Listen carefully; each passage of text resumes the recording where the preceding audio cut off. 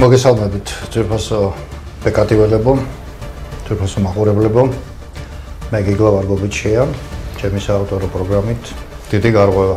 აი ხანი არ შევხვედრივართ და ამ ხნის მანძილზე პრობლემა ემატება, გადაუწყვეტელიც და გადასაწყვეტიც.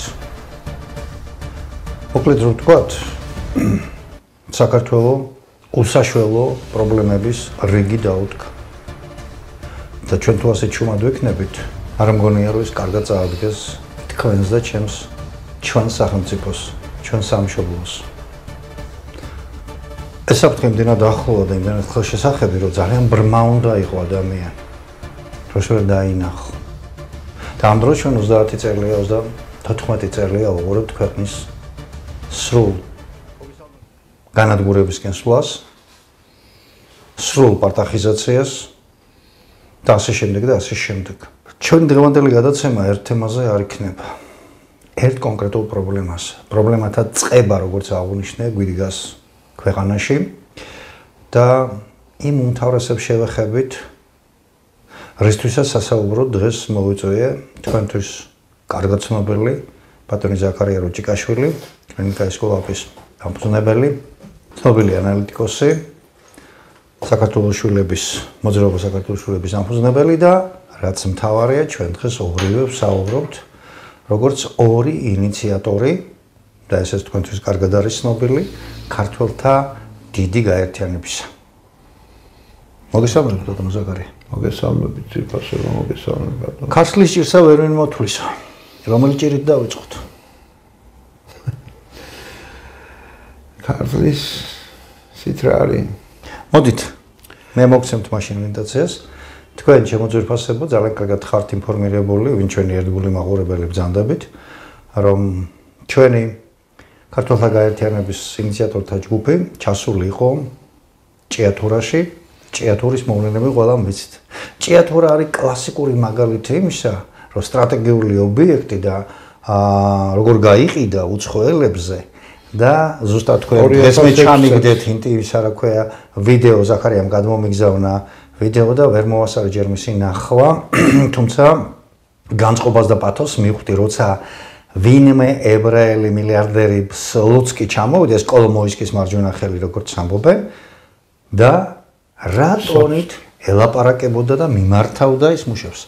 თქვენ რამდენიმე დღის წინათ იყავით ჩასული ჭიათურაში, დაგხვდათ იქ სიტუაცია, მე აქაც უჭერდა ჩვენი გაერთიანება მხარს ამ ბიჭებს, მაგრამ ვნახეთ ახლა სლუცკის ჩამოსვლა, ანუ ამ აღმასრულებლის, ასე ვთქვათ, ჩამოსვლა. პრობლემა იცით რაშია? პრობლემა იმაშია, რომ ეს ჭიათურა საერთოდ ქალაქი ჭიათურა თავის დაარსების დღიდან და ვიცით ჩვენ ეს ჭიათურა როგორ დაარსდა, იქ ჯერ საბადო აღმოაჩინა ბატონმა ნიკო ნიკოლაძემ, დიდმა გამომგონებელმა, ამ საქმის ხოში ჩააყენა ილია ჭავჭავაძე, ჩააყენა აკაკი წერეთელი და ეს დიდი და მოყვა ეს აქტიურობა და ეხლა ხო და ანუ ეს ქალაქი არის მონო ბიზნესზე, მონო ინდუსტრიაზე აგებული ქალაქი. ძალიან საჭირო ინდუსტრიაზე და აუცილებელზე მთელი მსოფლიოსთვის. და როდესაც ამ საბადოს ჯერ მე იმას ვიტყვი, რომ სუპირველად 2006 წელს, როდესაც გადაწყდა, რომ ეს საბადო მიცემ უცხოტომელს, ჩემთვის ყველა უცხოტომელია, ვინც ქართველია. რა თქმა უნდა. უცხოტომელს საქართველოში მე მგონი ნამყოფიც არ არის ის კოლომოისკი. და გადაწეს ამხელა საბადო. სოფლიოში, როგორც ირკვევა, თავისი ოდენობით, მარაგებით. 80 მესამე ადგილზე დგას, სამეულში შედის. 80 მილიარდი ტონას ვარაუდობენ, რომ ამჟამადაც უნდა იყოს. ეს არის უზარმაზარი სახსრები და ამას აძლევ სხვას.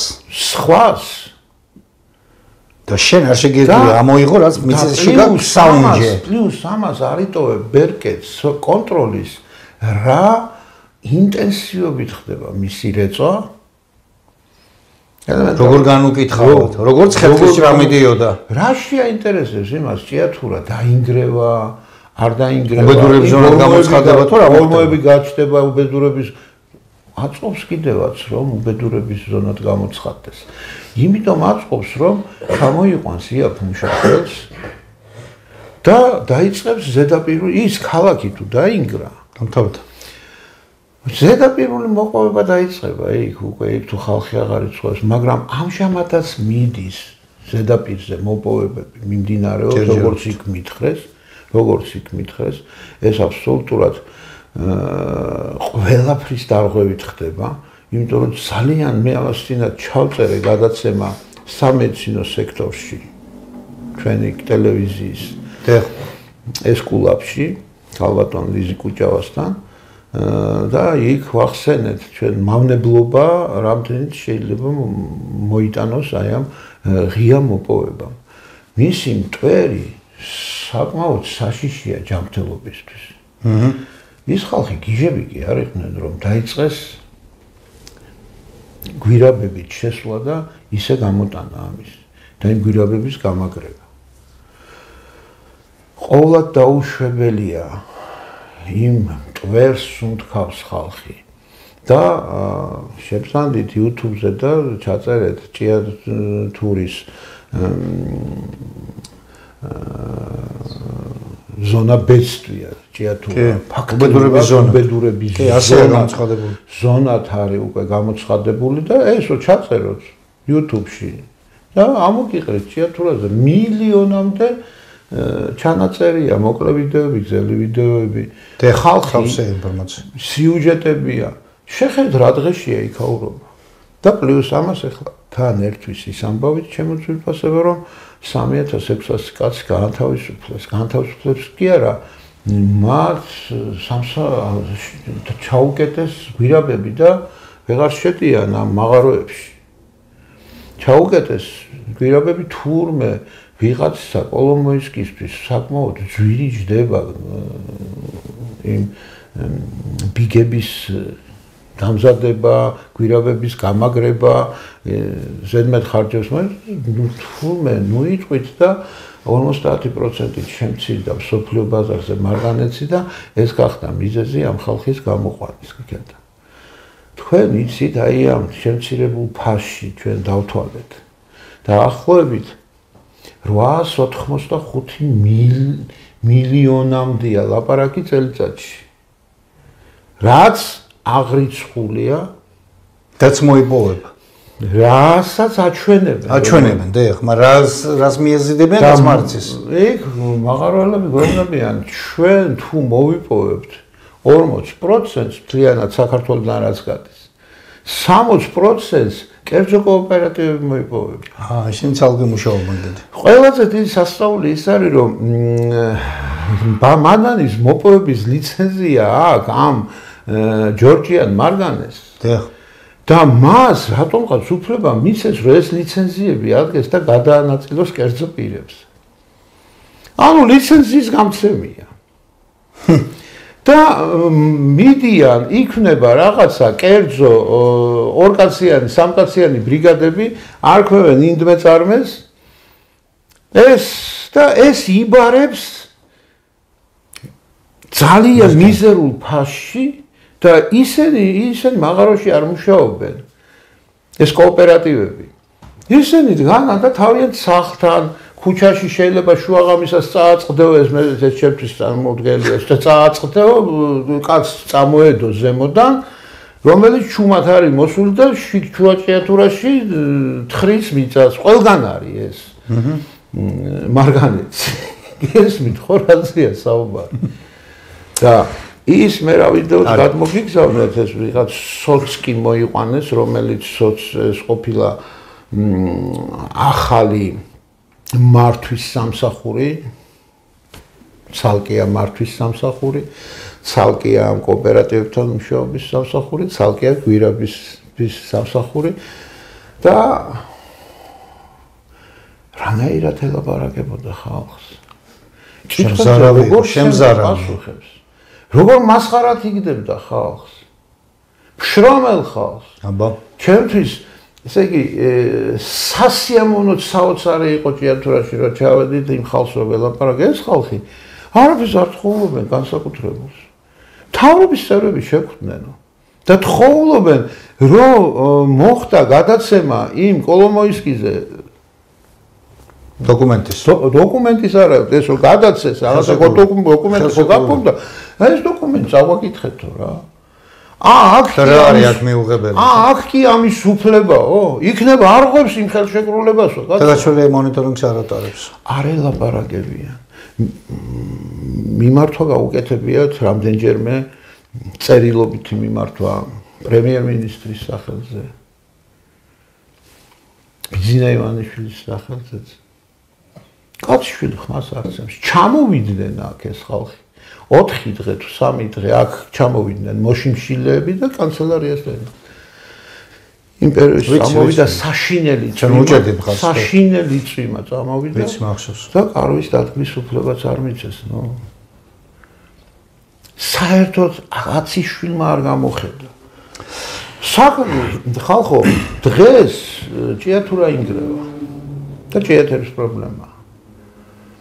ხვალე ნებისმიერ ქალაქში შეიძლება ეს დაემართოს. კი ბატონო, ნებისმიერ ინდუსტრიულ ქალაქს. არა მარტო ინდუსტრიული, ნუ იქნება ინდუსტრიული. რაც თბილისს დამართეს ეს საქმეა. კი ბატონო. თბილისში საერთოდ აერაცია არის მომსპარი. აბსოლუტურად. და მე გადაცემებში ნათქვამი რომ ის რაც ვითომ გზების მოწესრიგების მიზნით გაკეთდა და ავტობუსის გაჩერებები რომ გადმოიტანეს ცენტრში ეს მოსახლეობის ჯანმრთელობაზე ძალიან ცუდად აისახება, იმიტომ რომ კონცენტრირებულ კვამში გადმოსხეს ეს ხალხი. ჯანმრთელობის დაცვის სამინისტრო თუ არსებობს, ეს უნდა აძლევდეს ამ რეკომენდაციებს, ესეთ პროექტებს. თუ არსებობს. 30 სართულიანი სახლებია აშენებული და მე-14 სართულიდან ქვემოთ არც ერთ ბინაში არ შედის მზის სხივი. რაგინა ტუბერკულოზში გინდათ ჩაახჩოთ მთელი საქართველო. როგორ შეიძლება ესეთი რაღაცა გრანდიოზული პროექტი რომ ტარდება, აუცილებელი არის ბუნების დაცვის სამინისტრო, გარემოს დაცვის სამინისტრო დასკვნა დადოს, რომ ეს არაფერ ზიანს არ მიაყენებს გარემოს. დაიდოს დასკვნა სამედიცინო ჯანდაცვის სამინისტროდან, რომ ეს ჯანმრთელობისთვის უხიფათოა. და ასე შემდეგ და ასე შემდეგ. როგორ შეიძლება ყველაფრის უკონტროლობა გაგონილა? ყველაფერს რო აბრალებთ, რომ ველური კაპიტალიზმი. რას ქვია ველური, კაცო? ველური კაპიტალიზმი ველური ხალხისაა. ცოდე. ნახეთ. და თუ ვერ ასრულებს ის კოლომოისკი თავის პირობებს, რა თქმა უნდა. იქ ხელშეკრულებაში ნუ თუ არ წერია, თუ ვერ შეასრულა რომელიმე მხარემ პირობა, როგორ იქცევა მეორე მხარე. როგორ წყდება ხელშეკრულება. როგორ უნდა შეწყდეს ხელშეკრულება და რანაირად უნდა მოხდეს ეს ამბავი. თუ ვერ ასრულებს პირობას, არა გაქვთ იქ ჩადებული პუნქტი, რომ დაიბრუნოთ უკან ეს. დიახ. მე ასეთნაირ და დააჯარიმოთ. კომენტარს გავაკეთებდი ბატონ ზაქარიას კომენტარზე, რომ ჭიათურის მარგანეცი და საერთოდ ეს წარმოება, ეს ინდუსტრია აკელევსის ქუსლი გახდა ბოლო 30 წლის მანძილზე. ავად თუ კარგად სახელმწიფო, იმიტომ რომ ყველაზე მარაგიანი და ყველაზე მდიდარი საბადო. რა თქმა უნდა, ყველაზე დიდი და მდიდარი საბადო და მომგებიანი 1000%-იანად მომგებიანი საწარმო, ნახეთ რა დღემდე მივიდა, რომ ჯერ ისედაც მუქთად აძლევს ეროვნული წიაღის გატანის საშუალებას ამ უცხოელებს და მეორეც რატო არ აძლევენ მოსახლეობას, მუშებს, მათ პროგავშირებს, მათ წარმომადგენლებს, რა წერია ასეთი საიდუმლო იმ ხელშეკრულებაში, რო ის არ გამოიჩინება. რა ეჭვიჩნდება, შეიძლება არც ეჭვიჩნდება, ხო, შეიძლება არც არაფერი არ, მაგრამ რა რო კითხო კოცებს ებრძვიან ნაცებს. ეხლა მაინც გამოიღეს ხელი და არის ერთი ამბავი. არა სინამდვილეში საქმეზე რომ მიგერა არაფერი არ ეკეთება. დავიჯერეთ ეხლა ქართული ოცნების ხელისუფლებას მე პირდაპირ მივმართავ მათ და განსაკუთრებით ბატონ ბიძინა ივანიშვილს მივმართავ. ბოლბოლი იმ კუთხის წარმოადგენელი ხარ, იქ ახარ გაზრდილი და შენზე უკეთ არავინ არ უნდა იცოდეს ეს ბატონო ბიძინა, ხო? დაინტერესდა ამით მოძებნეთ რა პირობებით გასცა სააკაშვილის ეკონომიკის სამინისტრომ, რა პირობებით გაასხვისა ეს, სად არის სახელმწიფოსთვის დამცავი მექანიზმი, რომელიც ნებისმიერ ესეთ ინვესტორთან იდება ხოლმე, რომ შენ კონდეს კმედითი ბერკეტი და აიბრუნო ეს ყველაფერი და დაუბრუნო ქვეყნის ეკონომიკას ეს ყველაფერი, ეს ხო გადის აქედან. იქაურმა სასაცილოა უბრალოდ. ამხელა სახელმწიფოზე გვაქვს, სახელმწიფოზე და სახელმწიფოს მართვაზე გვაქვს პრეტენზია და თქვენ იმას ვერ გაუკეთეთ ორგანიზება, რომ საკუთარ წიაღში არსებული ძვირფასი ოქრო აგერ გაზრეთის მიდამოებში, იქ იმაში ჭიათურაში, მარგანეცი, რომელიც ესე ძვირადღირებულია, ფეროზეს ნაპოვნეს, ამას ვერ მიხედეთ და ვერ გააკეთეთ. ეგაც შესაძლოა. ყველა სტრატეგიული ობიექტი არის გაზრეთში რანაირად ხდება მოპოვება. როგორ ხდება ხალხი ეს ძალიან მავნია, სადაც ოქრო მოიპოვება, სადაც სპილენძი მოიპოვება, სადაც ალუმინი მოიპოვება. ეს ძალიან მავნე წარმოებებია ხალხო.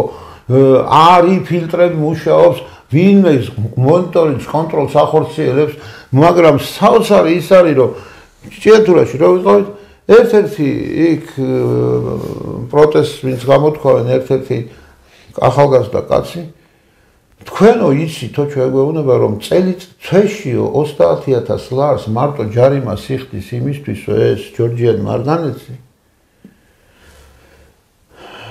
რომ საგადასახადომ არ შეამოწმოს რამდენი აწარმოა და რამდენი გაიღო.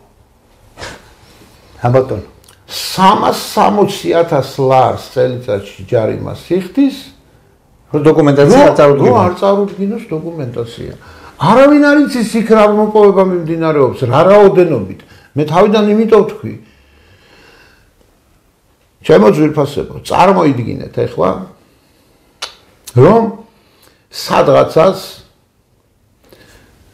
ნიგერიაში მოგცეს საბადო და გითხრეს, რომ 29 წელიწად გაქვთ თქვენ ეს საბადო და თქვენი იმას დაუდევთ იმ ხალხს, რომ 29 წელიწად განსაზღვრული დროით აგაქვს შენ ეს და ეკოლოგიას გაუფრთხილდებით? უცხო ქვეყანაში? ამორწოლია. როგორ შეიძლება ესე ხალხო? როგორ შეიძლება საქართველოს სიმდიდრე ესე რიგდებოდეს და ვიღაცები სარგებლობდნენ და ქართველები არ სარგებლობდნენ? ტელეკომპანია PKTV-ის ეთერით მე ერთხელ თქვი გავაკეთე ესეთი განცხადება და ახლა გამახსენდა ეს ამ მომენტივდი და უცებ ბატონი ზაქარია რო შეეხო ამ საკითხს. საქართველოს ტექნიკურ უნივერსიტეტში რამდენიმე წელს წინ დაახლოებით 10 წელს წინათ ერთი ძალიან საინტერესო და მნიშვნელოვანი დისერტაცია იქნა დაცული, სადოქტორო დისერტაციას გულისხმობ. იქ ახალგაზრდა საერთაშორისო ეკონომიკის და ბიზნეს ურთიერთობების მომავალი დოქტორი იკვლევდა საქართველოში ინვესტიციების წარმომავლობას, მათ მომგებიანობას და ასე შემდეგ. და მას ჰქონდა გარკვეული პერიოდი აღებული და ამ სამეცნიერო ნაშრომის, რომელიც ბრწყინვალედ დაიცვა მოწვეულმა და ძალიან მნიშვნელოვანი მე ვესწრებოდი ამ იმას და მე რო ის სტატისტიკა მოვისმინე, გადავამოწმე და მაშინაც შეშფოთებული დავრჩი, თქვი ეს ერთხელ PKTV-ის ეთერში და ეხლაც გავემეორებ და იქნებ ყურები ბამბა გამოიღოს ქართული ოცნების ეკონომიკის სექტორის ხელმძღვანელებმა.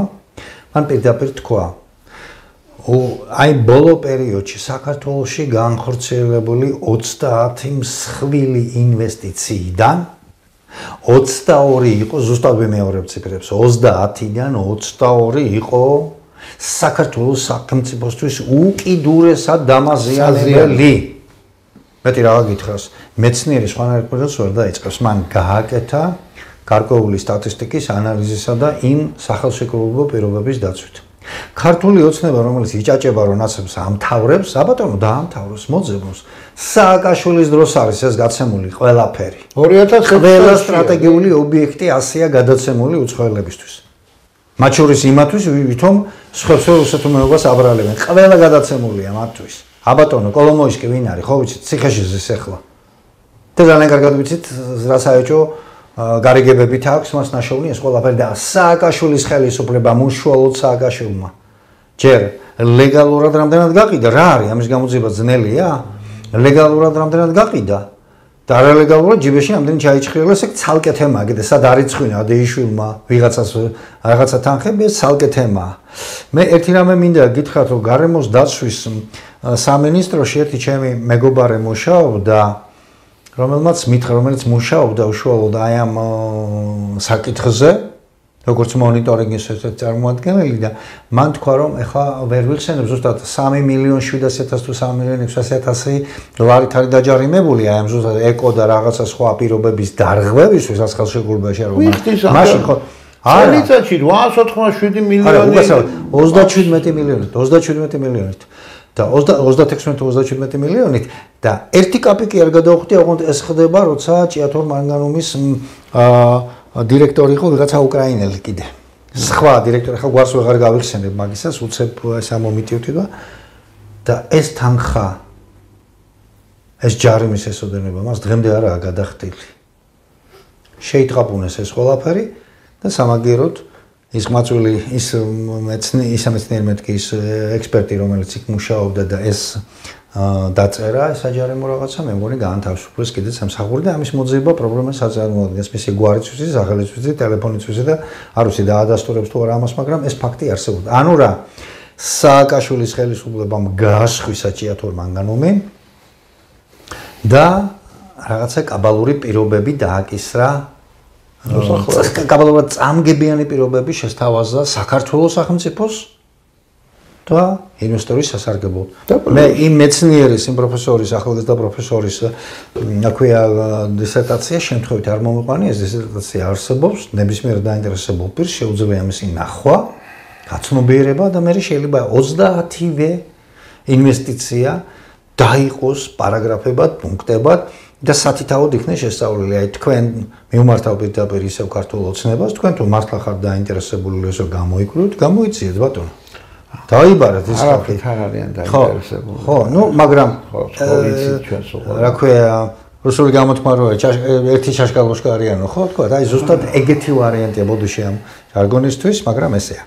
ნუ ჩვენი უპირობო მხარდაჭერა ჭიათურის მოსახლეობას იმ შრომელ ადამიანებს და ბოლო-ბოლოს სირცხვილია 21 საუკუნეში მონობიზნესზე აგებული და მდგარი ქალაქი, როდესაც ამ მოსახლეობას შენ ამთავისუფლებ 3600 მუშას საშუალოდ ეს ნიშნავს რომ დაახლოებით 12000 ადამიანი შეება მშიერ და ეს ხალხი სულ რამდენია მოსახლეობა? რამდენი იქნება 20-25,000 დამთავრდა, ანუ ქალაქს წირავთ და ქალაქი დაიცლება, საერთოდ გაუქმდება ქალაქი და ეს ხალხი გადანაწილდებიან ზოგი პოლონეთში, ზოგი საბერძნეთში, ზოგი იტალიაში, ზოგი თბილისში ჩამოვა და ელიავას ბაზრობაზე იდგება. ბატონ ზაქარია, ბარემ მივადექით თემას, ანუ პრობლემა ერთი ვთქვი, რომელიც უახლოეს დღეებში წარმოიქმნა და ვნახეთ აქ როგორი უსულგულო დამოკიდებულება და მივადექით მეორე პრობლემას. ის განთავისუფლებული ხალხი, მისი ოჯახის წევრები, რა თქმა უნდა შეუერთდებიან იმ მიგრანტთა. მიწაც განადგურებულია იქ და რომ ვერაფერს ვერ მოიყვანს იქ. იქ ვერაფერს ვერ მოიყვანს, მონებრივია. და წავა ეს ხალხი ემიგრაციაში. ისედაც ცნობილია საქართველოს სტატისტიკის სახელმწიფო დეპარტამენტმა ვერ დამალა შარშემდელი მიგრაციის მაჩვენებელი 253,000 ადამიანმა დატოვა საქართველოს ტერიტორიაზე. რანა რამდენი ვართ? ამდენი მეტი ვართ. 4ჯერ 250 და დამთავრებული ეგეც აღარა ვართ უკვე. ბატონო გიგლა 250,000 ადამიანმა რომ დატოვა საქართველოს მოსახლეობა ერთი კაცთაც არ შემცირებული. არა, ეგ ვიცი, მივალთ იქამდე. ეხლა ჯერ ემიგრაციას, ანუ ნახეთ, მეორე პრობლემა, რომელზეც მინდა შევეხოთ და ქართულთა დიდი გაერთიანება ამ თემებზე მუშაობს, ჩვენ ჰაერზე არ ვიძახით ამას და რაღაც ესეთი მოდური ტრენდი რო არის დღეს, იმიტომ კი არ ვეხებით ამ თემას. აი ავტომატურად მივედი, რომ ეს 3500 თუ 3600 კაცი პრაქტიკულად ამათი და ამ ქალაქის უმეტესი მოსახლეობა პრაქტიკულად გამზადებულია ემიგრატობისთვის, ემიგრაციისთვის, გამეტებულია, რომ დაცარიელდება და ცარიელ მიწა საქართველოში არავინ არ დაგვიტოვებს, ეს კარგად უნდა ვიცოდეთ. შევეხოთ ემიგრაციის თემას. გადავედით ბუნებრივად და შევეხოთ ერთ-ერთი უდიდესი პრობლემა საქართველოში კიდე. ერთი 2 წლის წინ იყო, 2 წლის წინაც მომწია ლაგოდეხში სტუმრად ჩავედი, არის იქ ერთი სოფელი მშვიდობიანი ქვია თუ. კი ბატონო, ზუსტად. არის ეგეთი სოფელი. და იქვე ახლოს არის სოფელი კაბალი. ქართული და აზერბაიჯანული სოფელი. და ადრე ვიყავი, ახალგაზრდობაში ჩასული და ეს კაბალი ძალიან მოშორებით მეჩვენებოდა კაცო, არ ჩანდა აქედან სახლები იქ არ ჩანდა. რო ჩავედი, მომჩენილია ეს სახლები მოსულია ამ სოფლამდე. და ეს რა არის მეუთხარი, კაბალი გაიზარდა მეთქი, ხო, იზრდებაო, ალბათ ცოლები მოყავთო, მრავლდებიანო და ოჯახის წარმომადგენელი მეუბნება. ასაკოვანი ქალი. ალდებიანო და ეხლა როგორ სახალხს ააშენებსო და გაჩვენებს საკეთკენ. და ქართველები რატო არ მრავლდებით მეთქი და გაეცინა. თელესოფელი რომ მოიაროთო. 70 წელზე ახალგაზრდა სულ 3 კაცი დადის. დანარჩენები საბერძნეთში არიან და იტალიაში არიან. ძირითადად ის ლაგოდეხის მხარე საბერძნეთში მუშაობს. ერთი წავიდა, მეორე წაიყვანა, მორმა მესამე წაიყვანა, მეოთხე წაიყვანა და ასე შემდეგ გეომეტრიული პროგრესით გავიდნენ. ბავშვი არ დაჭაჭანებს რაც. და რომელი ჩვენ როგორ გამრავლდეთ ეს ქალბატონი წაღის და ესენი მრავლდებიან. და თქვენები რატო წავიდნენ? აბა სამუშაო არ იყო და როგორ. იმათ საიდან აქვს სამუშაო? და არ ვიცი ეს რამდენად. ანუ ითხრა რომ ქორწილი როცა აიქნება აზერბაიჯანელს, აქ სოკარი ტყუილა კი არ არის გაშენილი. კი არ მუშაობს ტყუილა. აფინანსებს ახალ ოჯახებს. სახლის ფულს აკეთებს. ეს დავალება აქვს. ეს სოკარი სახელმწიფოსი, აზერბაიჯანის სახელმწიფოს ბიზნესია და სახელმწიფო ანალოგიური სიტუაცია მეორე რამდენიმე წლის წინ ჩასული ვიყავით 2 თუ 3 წლის წინ ბათუმში.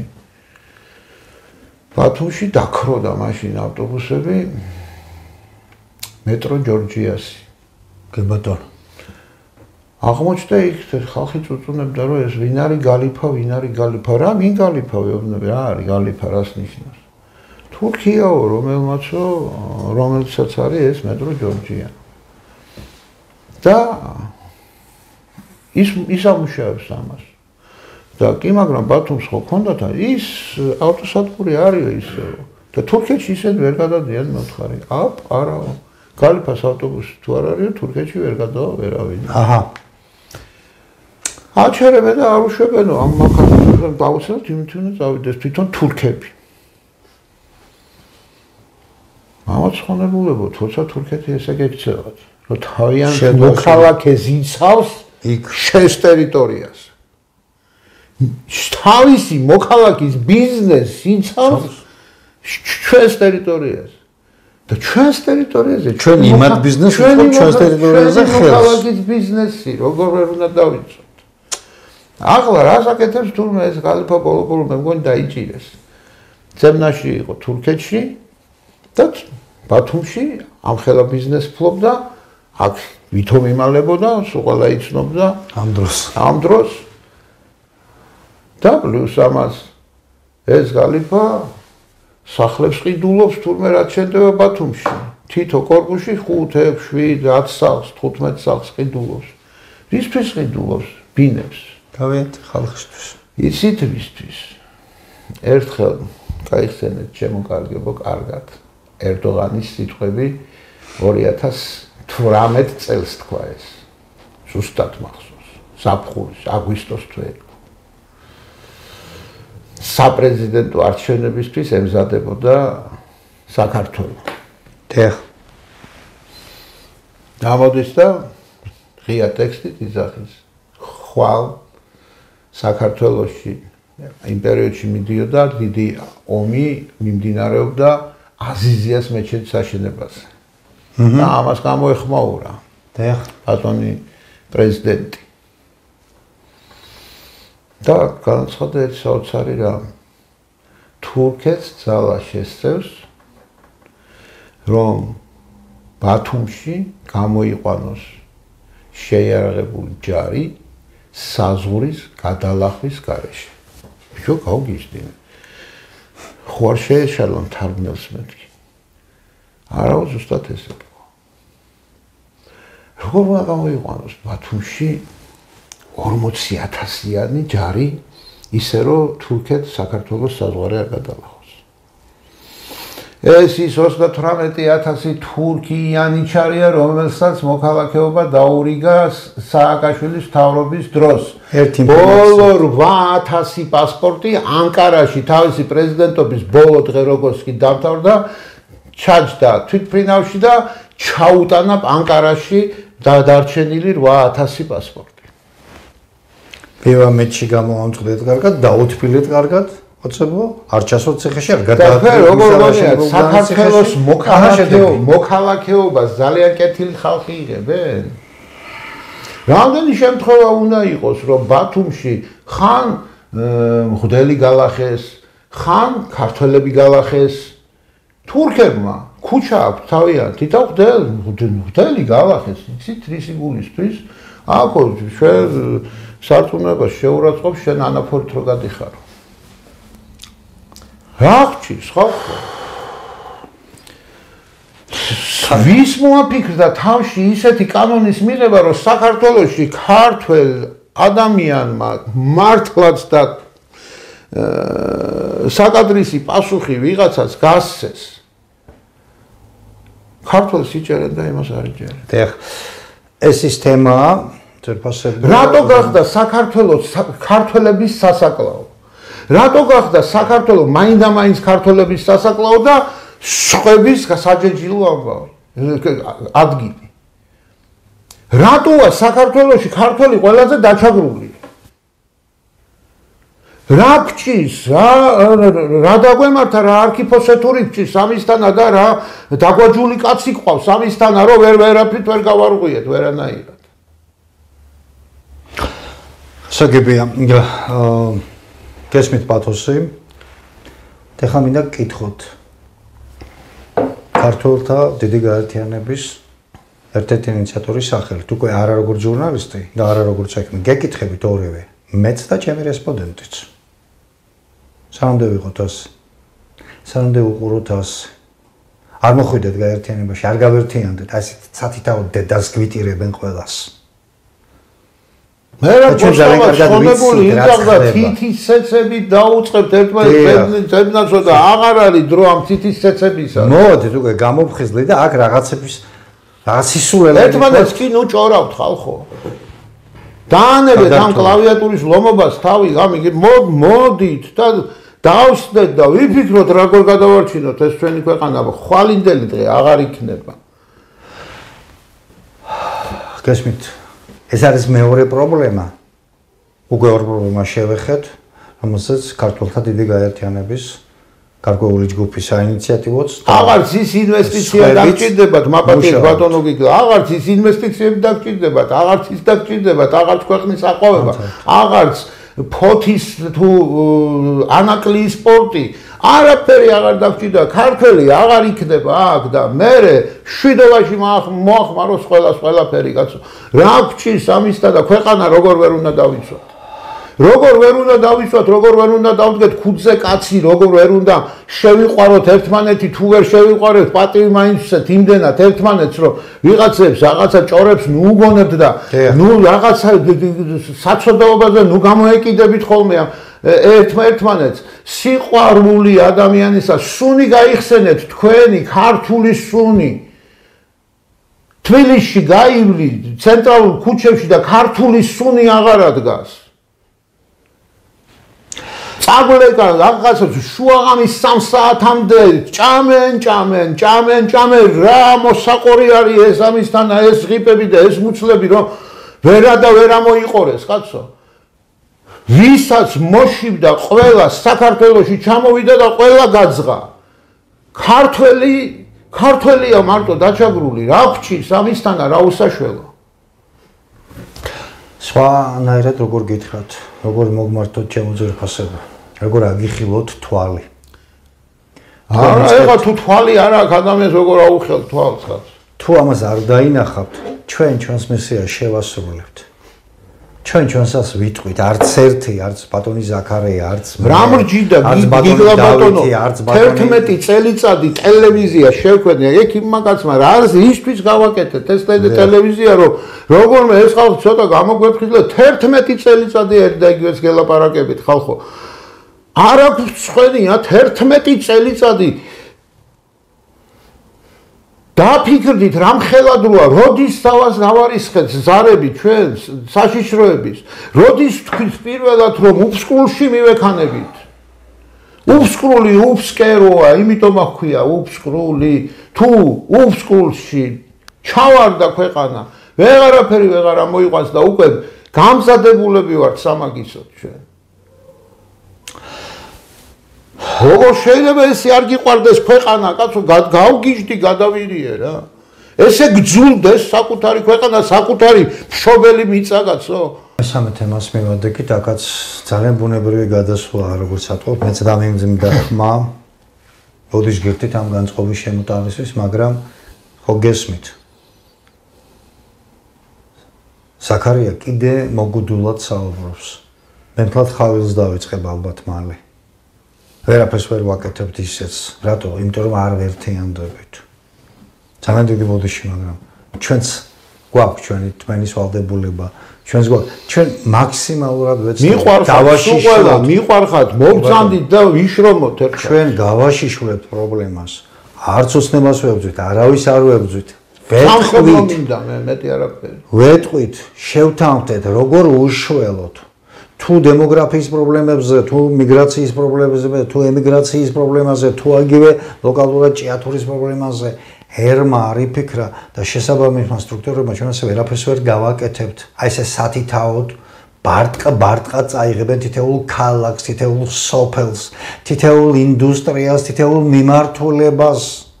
უკვე ჩურჩხელას და რაღაცას ეთნიკურ რაღაცებს იმას გვედავება მამანი და ისაკუთრებენ ყველაფერს და ჩვენ პატრონად არ უნდა ვივარგოთ? არ ვარ არავის გაბრაზებული ვამბობ, აი ტკივილით ვამბობთ ამას მეც და ბატონი ზაქარიაც. გადავედით, აი ნახეთ 253,000 კაცი გავიდა, ხო? საშოვარზე, რაღაცა უკმაპურით რო ოჯახი გამოყო, რატო? იმიტომ რომ აქ სამუშაო ადგილებს არავინ არ ქმნის. ინდუსტრიას არავინ არ აღორძინებს, ანუ ჩვენ გქონდა ჩვენი ინდუსტრია სრულიად საკმარისი. სად გაქრეს? ვის ჯიბეებში დაილეკა, როგორ დაილეკა? ვიმიხეირა იგივე მარგანეცის გაყიდვით, იგივე სტრატეგიული ობიექტების გაყიდვით. შეიძლება ქვეყანას სახელმწიფოებრივზე პრეტენზია ქონდეს და საკუთარი აეროპორტი ქონდეს გაყიდული, საკუთარი ნავსადგური ქონდეს გაყიდული, სტრატეგიული ობიექტები გაასხვისო ყველაფერი. ყველაფერს სხვა გიმართავდეს. ერთი ეკონომიკური საბოტაჟი ან სხვა რაღაცა და დამთავრებული ხარ, წელში ხარ გადატეხილი.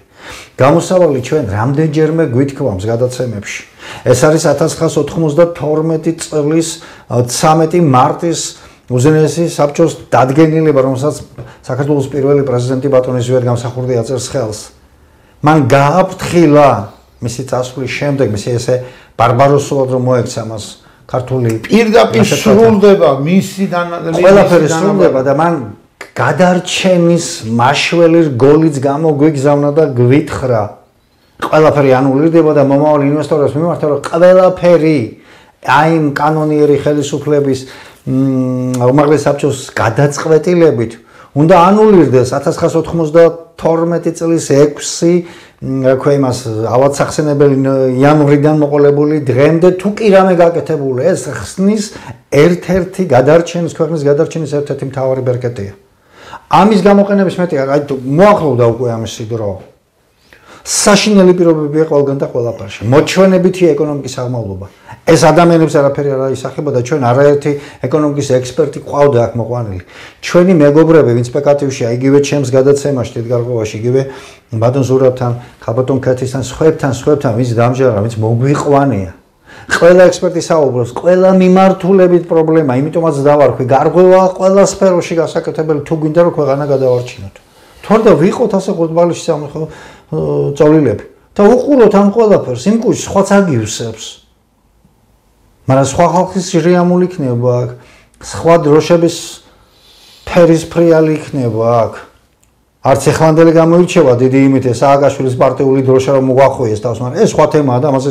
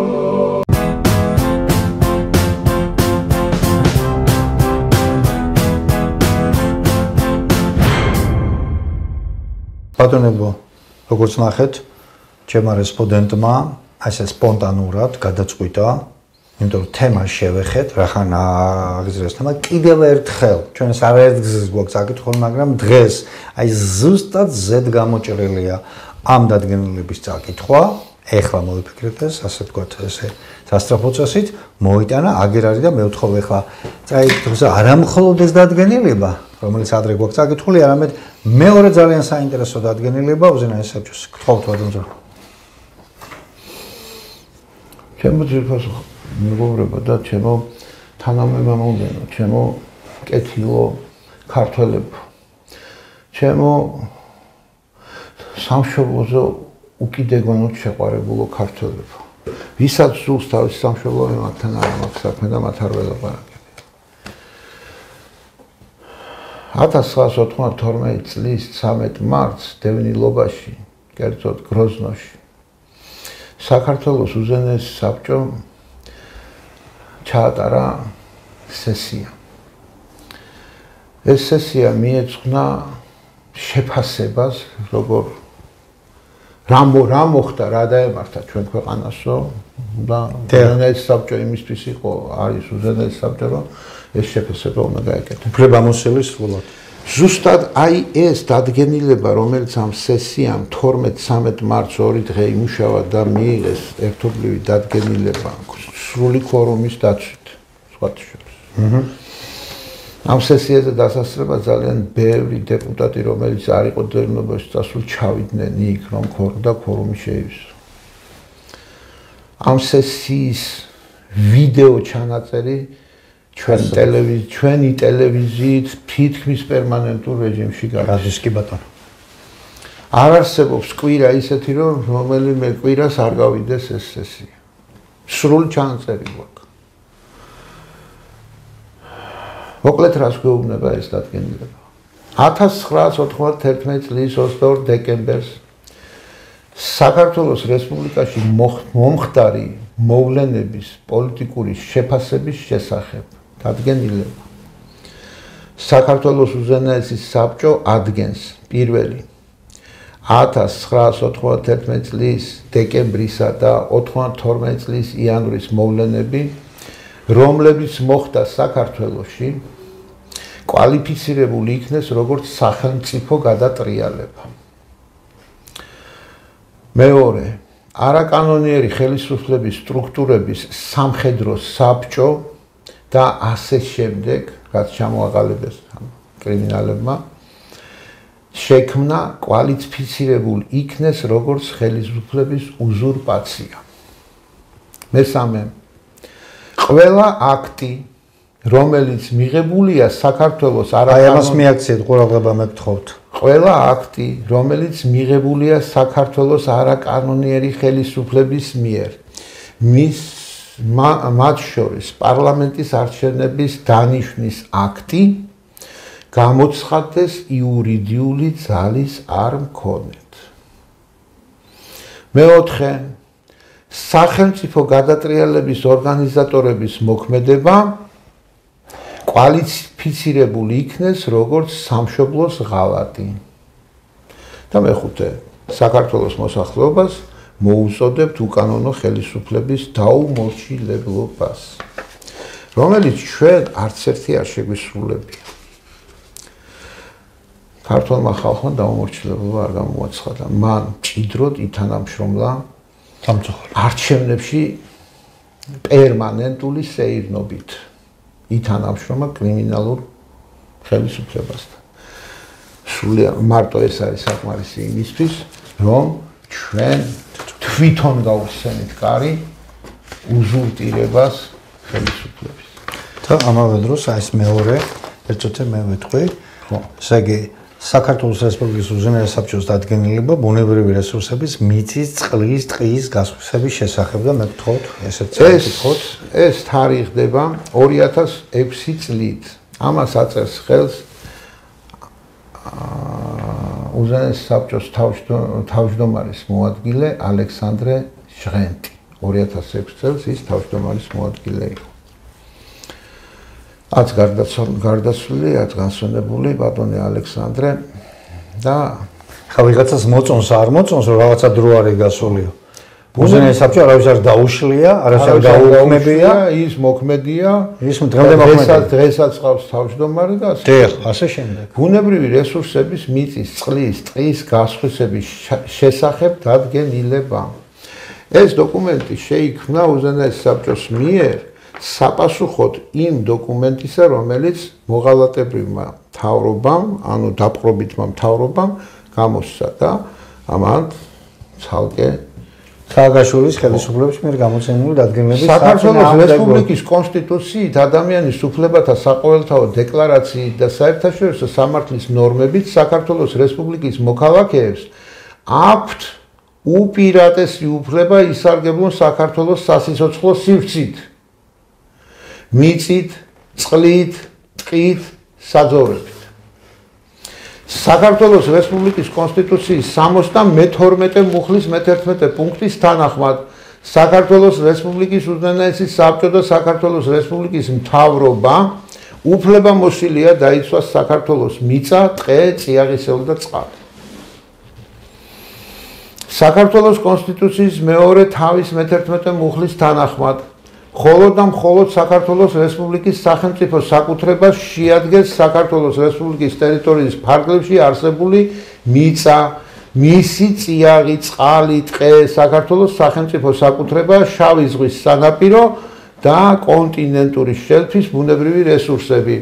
საქართველოს რესპუბლიკის კონსტიტუციის, საქართველოს რესპუბლიკის უზენაეს საბჭოს 92 წლის 13 მარტის აი ამ დადგენილების საქართველოს რესპუბლიკის კანონების, ადამიანის უფლებათა საყოველთაო დეკლარაციის და საერთაშორისო სამართლის ნორმების საფუძველზე საქართველოს რესპუბლიკის უზენაეს საბჭო ადგენს საქართველოში 92 წლის სახელმწიფო სამხედრო გადატრიალებიდან დღემდე ბუნებრივი რესურსების გასხვისების, ეროვნული პარკების, დაცული ტერიტორიების, ნაკრძალების შესახებ მიღებული ნორმატიული აქტები გამოცხადდეს ბათილად და იურიდიული ძალის არ ქონეთ.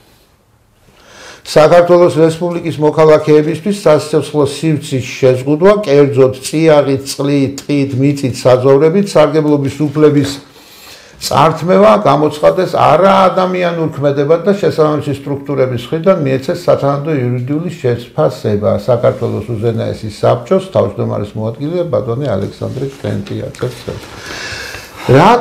რას ნიშნავს ეს?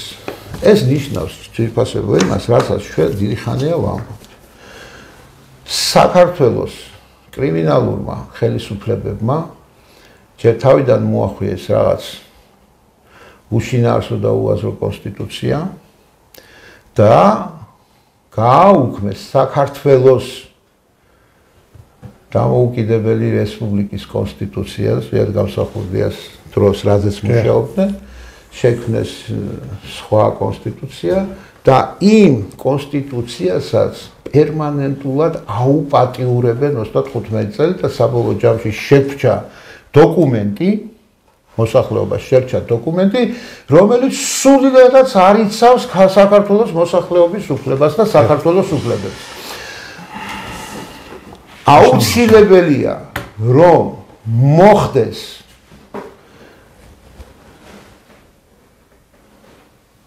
ძველი კონსტიტუციის აღდგენა და რანაირად და რა პირობებით და როგორ ამას ჩვენ გაერთიანებაში როცა ვინც მობრძანდებით ჩვენ ვიცით როგორც უნდა მოხდეს ეს ყველაფერი და უნდა აღდგეს ეს კონსტიტუცია და სპეციალისტებთან დათვალიერებით აღდგეს სადაც შავით თეთრზე წერია ყველა ნორმატიული აქტი და ხელშეკრულებები გამოცხადდეს ბათილად და იურიდიულ ძალის არ მქონეთ.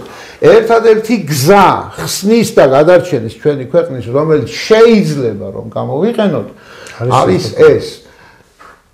1921 წელს საქართველოს რო დაკარგა დამოუკიდებლობა, მაშინდელი ხელისუფლება ისე გაიქცა ერთმანეთს ასწრებდნენ აქედან რა დადგენილება არის, დადგენილება რა ქვეყნის დაცვა საერთოდ არაფერში არ აინტერესებდათ და ცხონებულს ვიად გამსახურდიას და მერაბ კოსტავას წლები და ათწლეულები დასჭირათ იმისთვის რომ რაღაცნაირად იურიდიული საფუძველი მოეძებნათ საიმისოდ რომ საქართველოს დამოუკიდებლობა აღედგინათ. არანაირი დოკუმენტი არ არსებობდა ამისთვის. თქვენ როგორ გონიათ კომუნისტები რამეს დატოვებდნენ? და ამ ადამიანმა და იმ უზენაესმა საბჭომ მიმართავ დღეს უზენაეს საბჭოს წევრები ვინც ხართ. ეს გამოიყენეთ ხალხო. მობრძანდით ჩვენთან, ან ჩვენ დაგვიძახეთ მოვალთ თქვენთან. დავსდეთ ვილაპარაკოთ ქვეყანა როგორ გადავარჩინოთ, როგორ ამ საარჩევნო კანონით, რაც ამ გაუპატიურებულ კონსტიტუციაში ამ საარჩევნო კანონით არჩევნებში მონაწილეობას აზრი არ აქვს. უნდა მოხდეს ახალი საარჩევნო კანონის შექმნა. პარიტეტულ პრინციპზე უნდა შედგეს კომისია, რომელიც ახალ საარჩევნო კანონს შექმნის და ჩავატაროთ არჩევნები. ჩვენ ხო ცივილიზებული ხალხი ვართ. რა თქინდა ეს თოფისროლები და რა თქინდა მიტინგები და ერთმანეთის გინება და ერთმანეთის ლანძღვა და ხლაპუშკების სროლა და მთელი ამბავი. დავსდეთ ცივილიზებულად მოვილაპარაკოთ. ყველა ქვეყანა ახერხებს ნაკლები დანაკარგებით გააკეთოს უკეთეს თავისი ქვეყნისთვის. რა ვშვებით ჩვენ ხალხო? ბუგავთ ერთმანეთს. რა ვშვებით ჩვენ ერთმანეთს წაკიდებულები, ერთმანეთის აუტანლობით შეპყრობილებით გავართ და ღუპავთ ქვეყანას ხალხო. მოკლედ ჩემო ძვირფასებო ყველა ამ საკითხზე ჩვენთან გარკვეული კუთხით მიმდინარეობს მუშაობა. ეს არ არის მხოლოდ ინიციატორების დამსახურება, არის ხალხი, რომელიც შემოგვიერთდა, ძალიან საინტერესო ექსპერტები, სპეციალისტები, პროფესიონალები, პრობლემის სიგნისეულად გამჭრელი და მცოდნენი და ჩვენ ამ რესურსს, ამ ადამიანურ კაპიტალს, წყინვალე კაპიტალს აუცილებლად გამოვიყენებთ. ეხლა რაც შეეხება აი თუ მიაქციეთ ყურადღება ბატონმა ზაქარიამ ძალიან რომ აი მობრძანდით ჩვენთან ჩვენ მეც უდასტურებ ამას ვამბობ და მომავალშიც ვიტყვით ქართველთა დიდი გაერთიანება პერსონალურად არავის არ ეძახის თავის იმაში მობრძანდით თქვენ თვითონ იმ პრობლემებზე რასაც ვსაუბრობთ ეს ამბიცია მე რატო არ დავიძახე გადარჩენის გზა რაც გვესახება ამას გახსნილად და ღია ტექსტით ვეუბნებით საქართველოს მოსახლეობას გონიერ მოსახლეობას გონიერ ნაწილს მისასწორე ჩვენ ახლა არავის გამსჯელად არ გამოვდგებით აქ და არ შეუდგებით ღია ეთერიდან მით უმეტეს ტელევიზიის ტელეეთერიდან მით უმეტეს ამაზე საუბარს ჩვენ გაერთიანებაში არის ჯგუფები, არის ადამიანთა გარკვეული ნაწილი, რომელთაც თავიანთი სფერო ბრწყინვალედ იციან და ზუსტად იციან თავიანთ სფეროში დიდი გარღვევა როგორ უნდა მოხდეს. აი, ბატონო, დიდი დოკუმენტი, რომელთაც შეიძლება კოლომოისკისაც ელაპარაკო, ის სუცკი თუ სლუცკი თუ ვიღაცა არის, სოცკის ელაპარაკო, ამ თავხეთს, რომელიც საქართველოს მიწაზე ჭიათურაში ძირძველ ჭიათურელებს და იმერლებს მიმართავდა ამ ტონით. ჯერ დამოკიდებული მეორე ეგეთი მახსოვს კიზინგერი ეს არამზადა კიდე ამერიკელი რომელმაც ამისა კარიბისკენ მიუთითა იქ გერმანიაში ხალხი შეიყვანა ოთახში ესაუბრება დაუძახა მოითო მისაუბროთ და ეჭხუბა და თან ეუბნება მე არ მაინტერესებს თქვენ რას ლაპარაკობთ ეუზრდება ნახეთ თავხედი ეს დამპყრობელი რამდენს ბედავს რამდენს აბედვინებს ჩვენი ეს 30 წლიანი უწყვეტი რეჟიმი ქვეყნის მოღალატეების არ დაამთავრდა ძიძგნა ამ გამოფხიზდა ქართველთა დიდი გაერთიანება კიდევ ერთხელ მოგიწოდეთ გამოფხილდით და ნუ გაქვთ დიდი ამბიციები მოგბრძანდით კარი ყველასთვის ღია არავის არ ვეჩხუბებით არავის არ ვაგდებთ კარში ნორმალური წინადადებით მოგბრძანდით გაერთიანება და დავანახოთ მოქმედ ხელისუფლებას რომ ჩვენ ბევრნი ვართ არ დაგინახავენ ძალა არ იქნება არაფერც არ იქნება მასას ესენი ყურადღებას არ აქცევენ ხა მასისთვის ყურადღება რომ მიიქცია და თუნდაც ცოტა მეტი ძალა გამოგვეჩინა. აი დღეს გახდა ჩვენთვის ცნობილი თუ უბრალოდ გუშინ გახდა ცნობილი რომ საქართველოს ჯანმოს ხელშეკრულებას ხელი მოაწერა. რამდენი ვიბრძოლეთ? რამდენი ვილაპარაკეთ? რამდენი მოგმართეთ? რამდენი მივმართეთ ჯანდაცვის სამინისტროს და სხვა უწყებებს ვინც იყო ამაზე პასუხისმგებელი? ამერიკა გამოვიდა, ხო, იცახეთ რომ სტრატეგიული პარტნიორობა გვინდა. ვერ გამოვიდა, ვერ გამოვიდა, განაცხადა ის პროცედურა ითვალისწინებს რომ 1 წელი უნდა გავიდეს რაღაცა, ესაც მათ სასარგებლოდ აქვს იმ შავკაცს გაკეთებული და საერთოდ მის უკან მდგომ deep state-ს ეგრეთ წოდებულს. ხო? მაგრამ ეს დოკუმენტი გვეჩქარებოდა? ბატონო გიგლავ, ეს დოკუმენტი კი გვეუბნება ჩვენ რომ უკანონო ხელისუფლების მიერ ხელმოწერილი ყველა დოკუმენტი უნდა იქნას ვალორირებული. ამას ბევრი ლაპარაკი. ამის აღდგენაში მართალი ბრძანდებით, ამის აღდგენაში ხსნა და გადარჩენა. და ყველაფერი, ყველა გასხვისებული, აი ეს მე რო ვთქვი, იმ ახალგაზრდა დოქტორმა ეს დოკუმენტი, აი ეს 10 სტრატეგიული. აი ეს დოკუმენტები ყველა საელჩოშია. გავიგე, ვიცი. მესმის და ძალიან კარგად აღჩადიან აქ მაგრამ სანამ ქართული ხალხი ჩუმად იქნება მანამდე არაფერი არ მოხდება აბსოლუტურად არაფერი არ მოხდება თორე დანარჩენი მე საქმეზე რომ იდგეს და ქართული ხალხი გამოვიდეს აჯანყდეს მოითხოვოს აი ამ დოკუმენტის განხორციელება და ამოქმედება ძალაში მოყვანა რეალობაში მოყვანა და შესრულება მე ყველა ელჩი სხვანაირად აჩიქჩიქდება ეს ქვეყანა ყველა სჭირდება ამ ქვეყანაში დიდი გასაღებია ზოგადად დიდი ენერგეტიკული ეკონომიკური გასაღები რომელიც ხსნა და გადარჩენას ნიშნავს ჩვენთვის იმიტომაც ვართ უფლის წელხვედრი ქვეყანა ალბათ იმიტომაც გვეძახიან ჩვენ ამაზე სხვათა შორის ჩვენი გადაცემის დასაწყისში უნდა მეთქვა რომ დღეს როცა ჩვენი გადაცემა იწერება არის 21 დღეს არის 21 მაისი იოანე ღვთისმეტყველის დღე ხვალ 22 მაისია ნიკოლოზობის დღე გილოცავთ ჩემოძერფასების სიმბოლურიც არის ამ დღეს ზუსტად წმინდა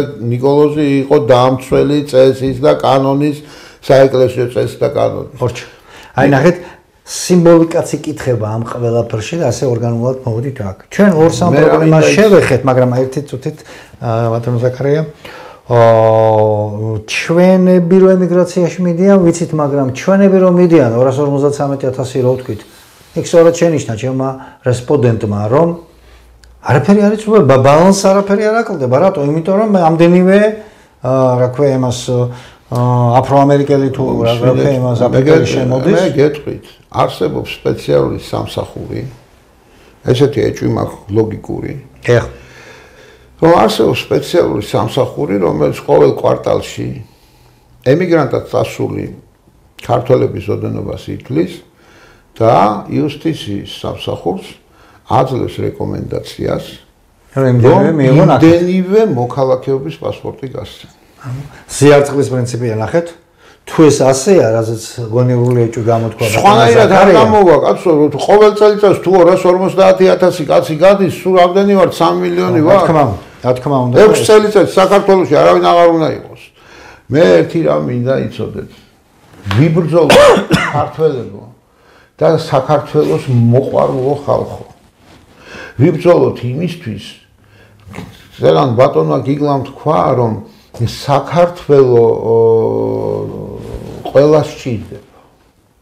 ზუსტად ჩვენ საჭიროა ყველას სჭირდება, მაგრამ საქართველო ჭირდებათ ქართველების გარეშე. ეს ხმამაღლა ერთხელ სუსლოვმა გამოაცხადა პოლიტბიუროს წევრმა, მერე ჟირინოვსკიმ გაიმეორა ეს. არც ერთი რაღაც ცოცხალი და რაღაც მეორე, მაგრამ ეს მათი ორივეს ეხლა მოყავთ მოქმედებაში. აი ეს მათი ის დღეს მოდის მოქმედებაში და ქართველების გარეშე უნდათ მათ საქართველო. ჩვენ უნდა ვიბრძოლოთ იმისთვის, რომ საქართველოში ჩვენ კი არ უნდა ჩავიკეტოთ და ებიჭო და რა გვჭირს. არა. ჩვენიანად უნდა უნდოდეთ საქართველო. ჩვენიანად უნდა უნდოდეთ საქართველო. საქართველო ქართველების გარეშე საქართველო აღარ იქნება. გადაარქმევენ, შეხედავენ ვინ უფრო მეტია, ნიგერიელი მეტია, ნიგერია ორს დაარქმევენ. ყატარიდან არის უფრო მეტი მოქალაქე და პროცენტულად ვინც მეტი იქნება, იმას დაარქმევენ. ბოლო-ბოლო მსოფლიო ნაკრების სახელითაც შეიძლება მომართვა. კეთილი და ერთი პრობლემა კიდე რომელსაც მინდა აი როგორც ექიმმა ილაპარაკო, ეს არის დემოგრაფიის პრობლემა, ჩემო კარგო. კატასტროფალურად.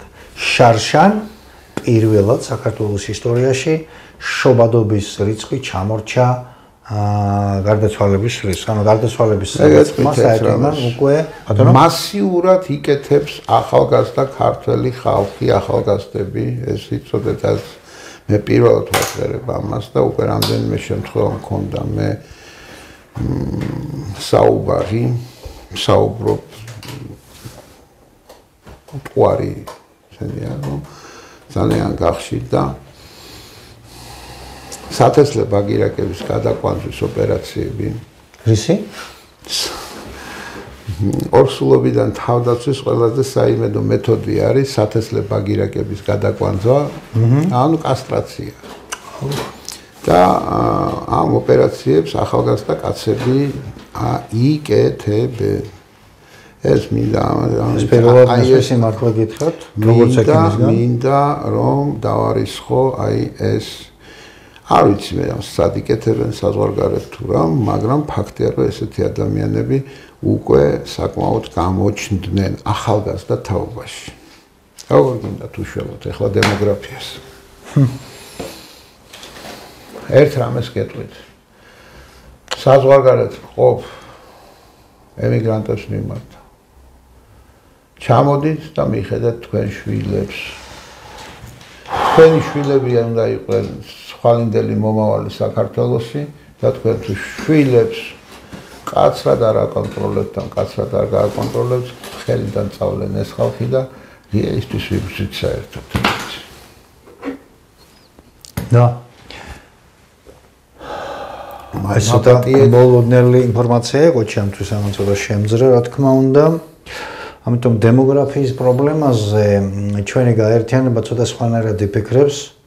მადლობა ღმერთ ჩვენ ყანან ამის სპეციალისტები, რომელთაც საკმაოდ საინტერესო პროექტები აქვთ და მოსაზრებები აქვთ გაუმჯობესების თვალსაზრისით, მაგრამ ეს ერთია რომ აი რაც ახლა ბატონმა ზაქარიამ ბრძანა რომ ხელოვნურად აკეთებენ ამას და მეორე პრობლემა უზარმაზარი არის ნარკომანია. ესოდენ მოდებული ახალგაზრდებში. ესოდენ ხელშეწყობილი თავად ხელისუფლებისგან, ყველა ხელისუფლებისგან, მათ შორის შევარდნაძის დროს, სააკაშვილის დროს, ну მაშინ ხო საერთოდ აყვავდა და ეხლაც. ეხლა ყვავის თუ ყვავის. ხო. და არაფერი არ აკეთებდა. ვიღაცა ჭანჭი, ვიღაცა გამკეთებელს დაიჭერენ, მაშინ დაინერგა ბატონო გიგლა, მაშინ დაინერგა ნარკომანია. ეხლა ყვავის. აგაშენოთ მე.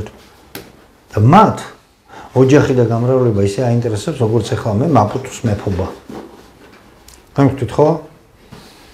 მე რა მაინტერესებს ეწყობა მას უმაღლეს დონეზე, ზედა ეშელონებში და ცოტა მოდით აზრზე. სანამ ქართველი ხალხი მართლა არ დაძრულა და არ გაულაშქრები ამ ყველაფრის წინააღმდეგ. ახალგაზრდობა არ ყავს. ბატონო არ ყავს პრაქტიკულად, ვისაც შეხება რა აქ ამ თემასთან.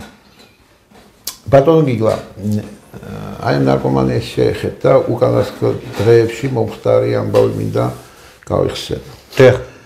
რამდენიმე დღის წინ დააკავეს აეროპორტში ზოგი იძახის 18 წლის არისო, ზოგი იძახის 21 წლის არის, რაღაც ახალგაზრდა გოგონა იმ დღეს სიუჟეტიც გავიდა რუსთაველში. კი ბატონო.